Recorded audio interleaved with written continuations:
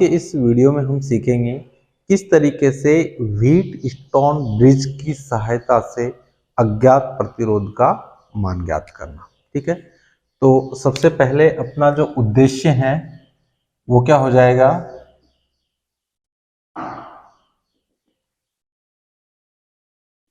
Wheat stone bridge की सहायता से अज्ञात प्रतिरोध का मान ज्ञात करना। ठीक है, तो ये हो गया हमारा उद्देश्य। अज्ञात प्रतिरोध का मान ज्ञात करना है किसकी सहायता से, व्हीट स्टोन ब्रिज की सहायता से। ठीक है, अब नेक्स्ट जो प्रोसीजर आता है वो है अपना आवश्यक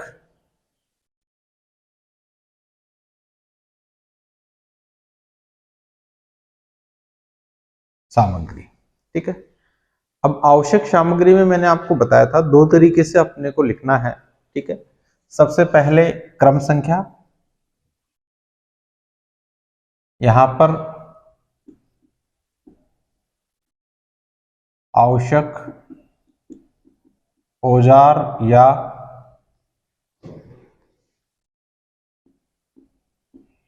उपकरण का नाम,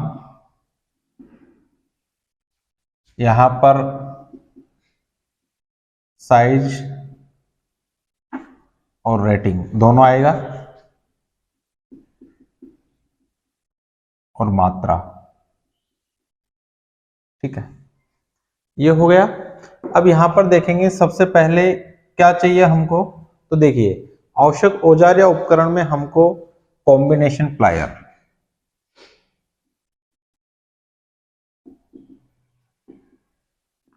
क्योंकि कनेक्शन करने के लिए, तार जोड़ने के लिए हमें कॉम्बिनेशन प्लायर की आवश्यकता पड़ेगी।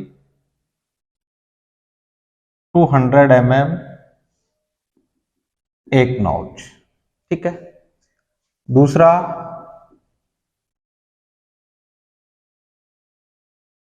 स्क्रू ड्राइवर 150 mm एक नॉच। और क्या जरूरत पड़ेगी हमें, तो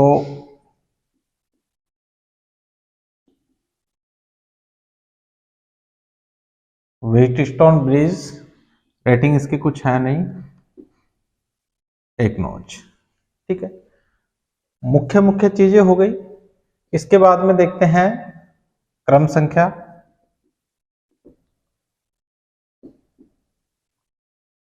आवश्यक सामग्री, साइज या रेटिंग, मात्रा।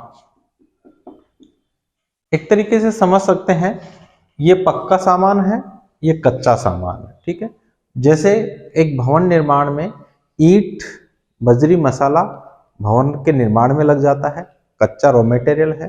दूसरा जिसकी सहायता से वो निर्माण किया जाता है, जैसे करनी है, साउल है, ठीक है, और कई औजार है जिनका उपयोग चुनाई में किया जाता है।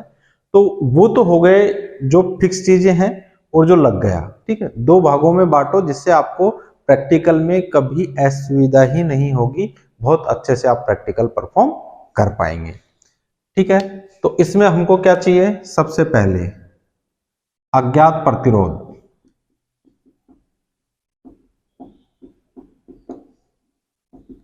साइज या रेटिंग हम कुछ लेंगे नहीं, मात्रा 012। साइज इसलिए नहीं लेंगे कि अज्ञात है तो उसका मान वहीं पे ज्ञात करेंगे, इसलिए यहां पर इसकी साइज या रेटिंग नहीं ली।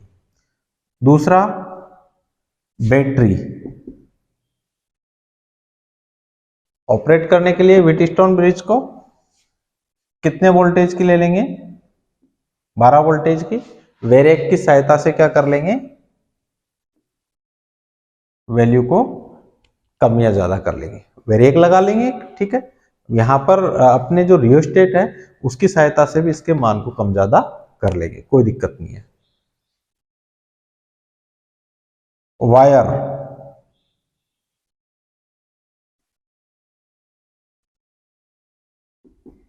इसको पूरा लिख देते हैं। कॉपर वायर, साइज या रेटिंग 1.5 mm भोर तक कनेक्शन करने के लिए, और 5 मीटर वायर है अपने लिए सफिशिएंट है यह कार्य करने के लिए। तो दोस्तों ये दो तरीके से मैंने आपको बताया है कि इसमें इन दोनों चीजों का समाहित होना बहुत जरूरी है। ये आवश्यक और जो सामग्री है, ये वाली जो टेबल है, ये वाली आपकी टेबल इंपॉर्टेंट है एक तरीके से रॉ मटेरियल के लिए, ठीक है। प्रतिरोध है, फिक्स चीज नहीं रहेगी, बैटरी है, कॉपर वायर है, ये चीजें औजार और उपकरण के अंतर्गत आती है। तो इस तरीके से आप दो भागों में इसे डिवाइड कर दें, जिससे कि ये क्या रहेगा, आसानी रहेगी प्रैक्टिकल को परफॉर्म करने में, ठीक है। अब जो नेक्स्ट स्टेप आता है, इसको मैं मिटा रहा हूं। नेक्स्ट स्टेप आता है वो क्या आएगा अपने पास में, कार्यविधि। क्या आएगा, कार्यविधि। कार्यविधि के अंदर हम किस तरीके से इस प्रैक्टिकल को परफॉर्म करना है, ये किसके अंतर्गत आएगा, कार्यविधि के अंतर्गत आएगा।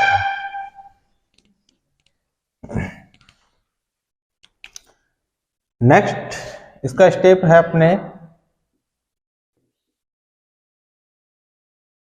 कार्यविधि। देखिए सबसे पहले किसी भी प्रैक्टिकल को हम कर रहे हैं तो कार्यविधि में उस प्रैक्टिकल से रिलेटेड क्या बना दोगे, सर्किट डायग्राम बना दोगे। अब सर्किट डायग्राम में देखो, समझो व्हीटस्टोन ब्रिज की कितनी भुजाएं, 4 भुजाएं, ठीक है, इस तरीके से होती है।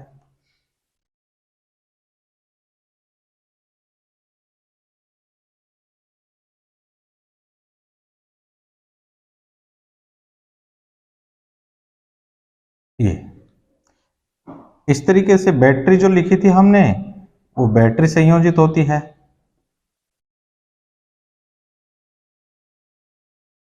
ठीक है। यहां एक गैल्वेनोमीटर संयोजित रहता है, P Q R S।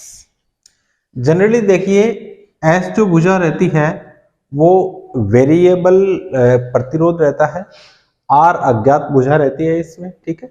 R क्या है यहां पर, अज्ञात भुजा, जहां अपने प्रतिरोधक को लगा के और मान ज्ञात करते हैं, ठीक है। अब ये सर्किट हो गया पूरे। अब यहाँ पर स्टेप बाय स्टेप प्रोसीजर लिखेंगे कि ये रेशियो आर्म होती है, एक व्हीटस्टोन ब्रिज लिया जिसमें इस तरीके से बैटरी संयोजित की और अज्ञात प्रतिरोध को बिंदु पर कनेक्ट कर दिया। अब इसको लिख सकते हो A B C और D। तो A जो D भुजा है उस पर अज्ञात प्रतिरोध आपने संयोजित कर दिया, ठीक है। P और Q रेशियो आर्म कहलाती है, P व Q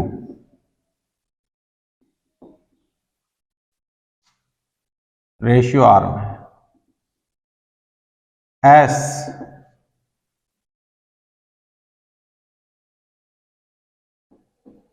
परिवर्तित प्रतिरोध है, R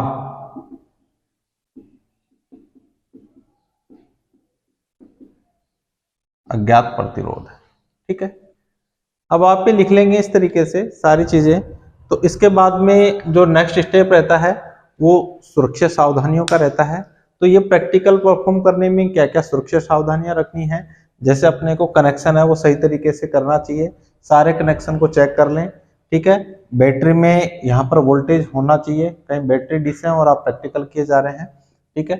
जो अज्ञात प्रतिरोध है उसको AD यानी कि R भुजा से संयोजित करें, फिर धीरे धीरे इनके मान को एडजस्ट करेंगे।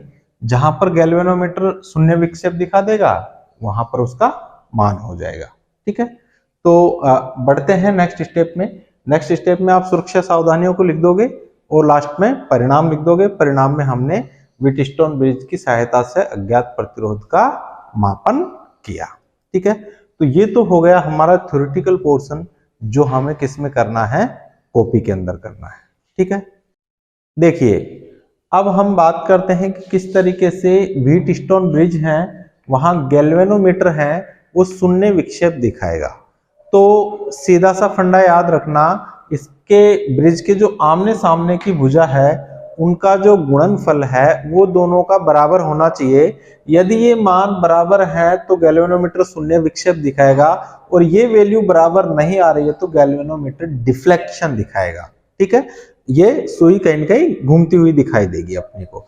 अब यहाँ पर आप देखेंगे कि जैसे P गुणा S आमने सामने है और Q गुणा R, इनको कर दिया। R अज्ञात प्रतिरोध का मान ज्ञात करना है तो P बटे में Q, देखो R का मान ज्ञात करना है तो इसको यहाँ पक्षांतरण कर दिया, P बटे में Q इंटू S। ये फॉर्मूला है, यहाँ पर अपने वैल्यू पुट करके और वैल्यू है उसका मान भी ज्ञात कर सकते हैं। यदि हमें तीनों भुजाओं का मान दिया गया है तो चौथी भुजा का मान अपने इस तरीके से ज्ञात कर सकते हैं। फॉर एग्जाम्पल, यदि हमारे पास में जैसे यहाँ पर है P का मान दे रखा है 6 ओम, यहाँ पर S का मान दे रखा है अपने 3 ओम, ठीक है, Q का मान दे रखा है यहाँ पर मान लीजिए 2 ओम, और आपसे पूछा जाए कि यहाँ पर R का मान क्या होगा, अज्ञात प्रतिरोधक का मान बताइए। अब देखिए हमारे फॉर्मूले में सीधे सीधे मान रखेंगे हम, तो P का मान है 6 ओम, यहाँ पर Q का मान है 2 ओम और S का मान कितना है 3 ओम। देखिए 2 से इसको काट दोगे 3 और 3 तिया 9, तो अज्ञात जो प्रतिरोधक है इसका मान कितना आ जाएगा 9 ओम। अब एक बात जो नोट करने वाली है यहाँ पर, अब सबका मान आ गया है, इनका आपस में गुणा करेंगे। यदि ये वैल्यू बराबर आ रही है तो ब्रिज बैलेंस कंडीशन में है, और ये वैल्यू बराबर नहीं है तो ब्रिज बैलेंस कंडीशन में नहीं है। बैलेंस कंडीशन का मतलब क्या है, बैलेंस कंडीशन में संतुलित अवस्था में गैल्वेनोमीटर शून्य विक्षेप दिखाएगा। ठीक है, अब देखिए इसको गुणा करते हैं। P का मान कितना है 6, S का मान कितना है, तो S का मान 3, Q का मान कितना है 2, R का मान कितना है 9। तो देखिए 6 18, 9 दूनी 18, दोनों साइड की जो वैल्यू है इक्वल आई है। इसका मतलब क्या है, यह ब्रिज बैलेंस अवस्था में हो जाएगा।